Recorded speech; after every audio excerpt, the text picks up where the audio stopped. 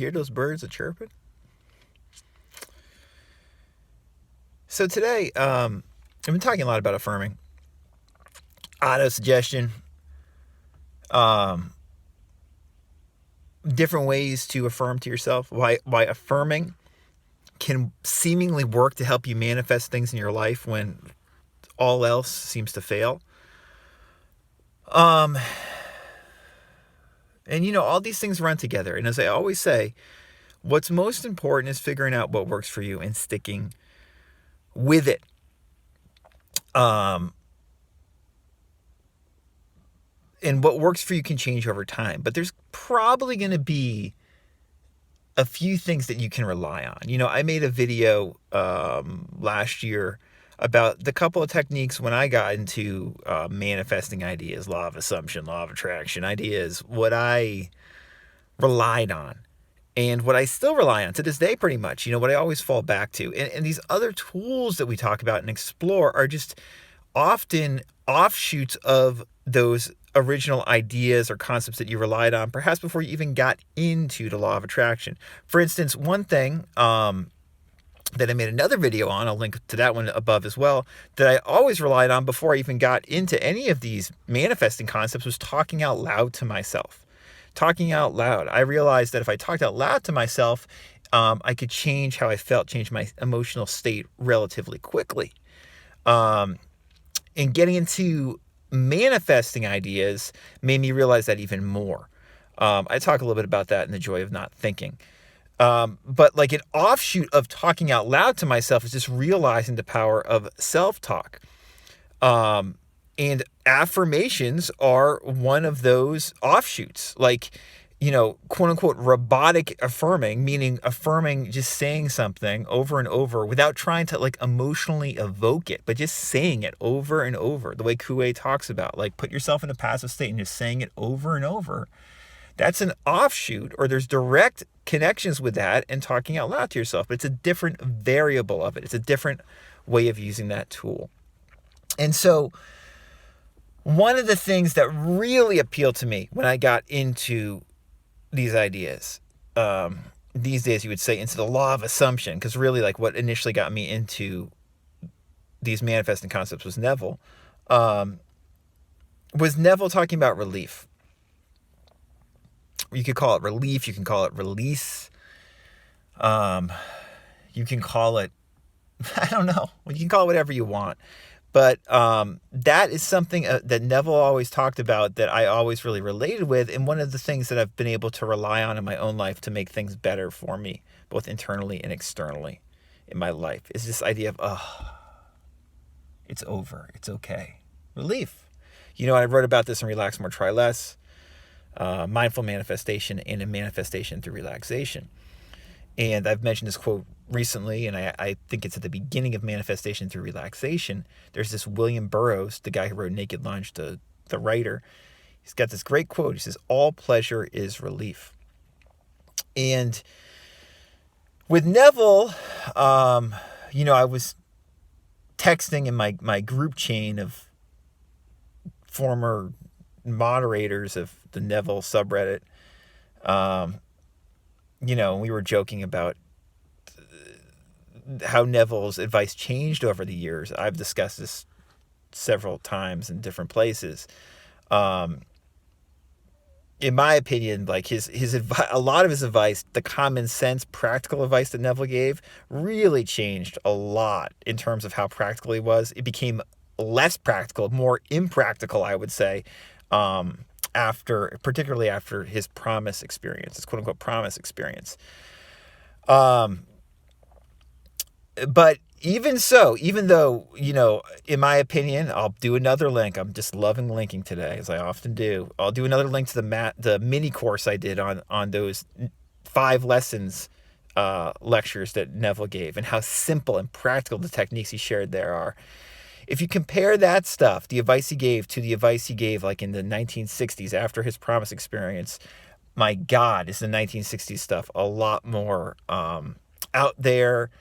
I would say muddled, but in the very least, you would say more mystical and, idiosyncratic than that 1940s stuff that he shared. But even in that stuff, Neville still, later in his career, later in his life, was still talking about relief again and again.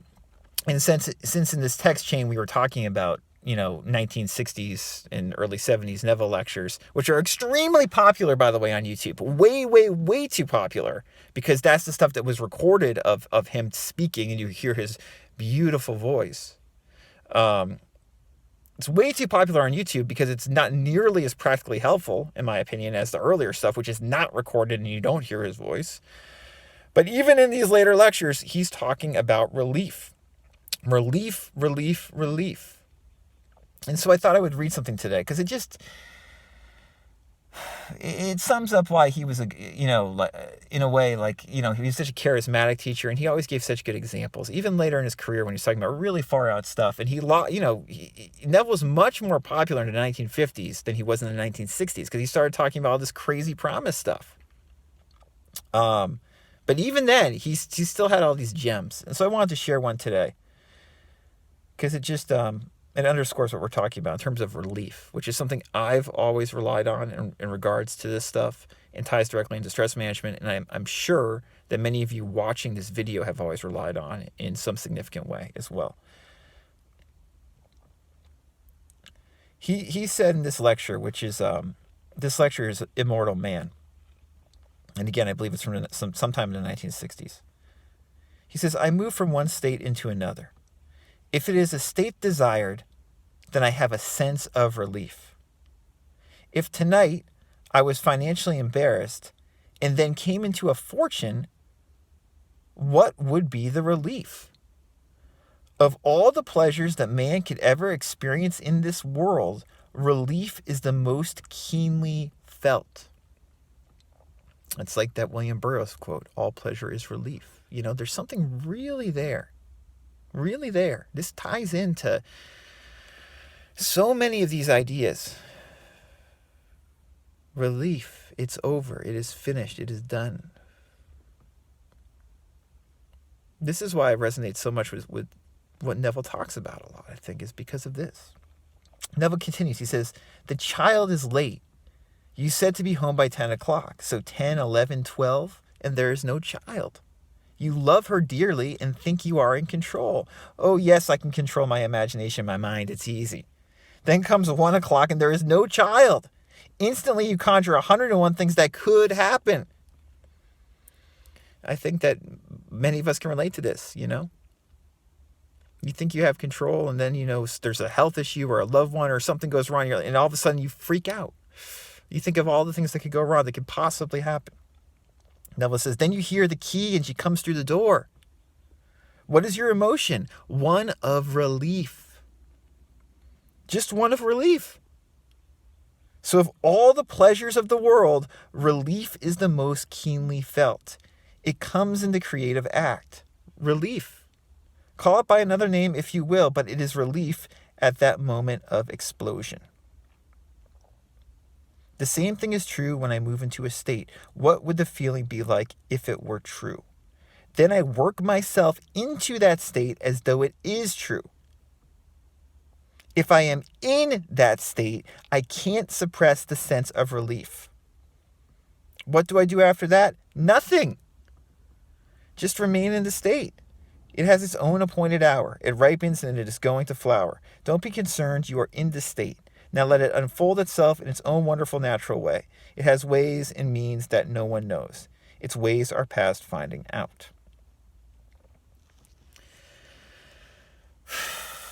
Relief. Neville often, equated it with almost like the sexual act, where once you're fulfilled, like sexual fulfillment, it's done. After orgasm, done. There's no need to, keep going or what have you.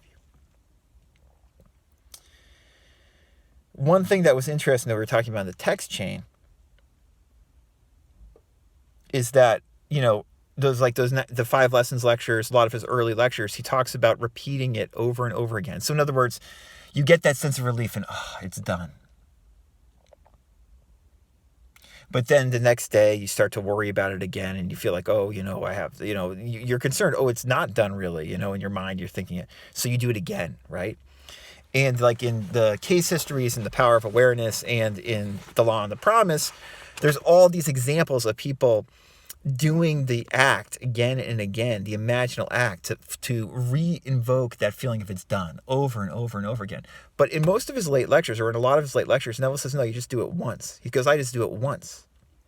Now that's a change in teaching from his earlier works, where he himself repeated the act over and over again. For instance, when he was a soldier and wanted to be back home in New York City, he went to sleep night after night imagining being back home in New York City. He didn't just do it once. Later in his career, after the promise, he said, he didn't really give a F. Like he said, you do it once and then it comes. I believe it. I'm certain it's going to come. I felt it real. It happened. So it's going to come.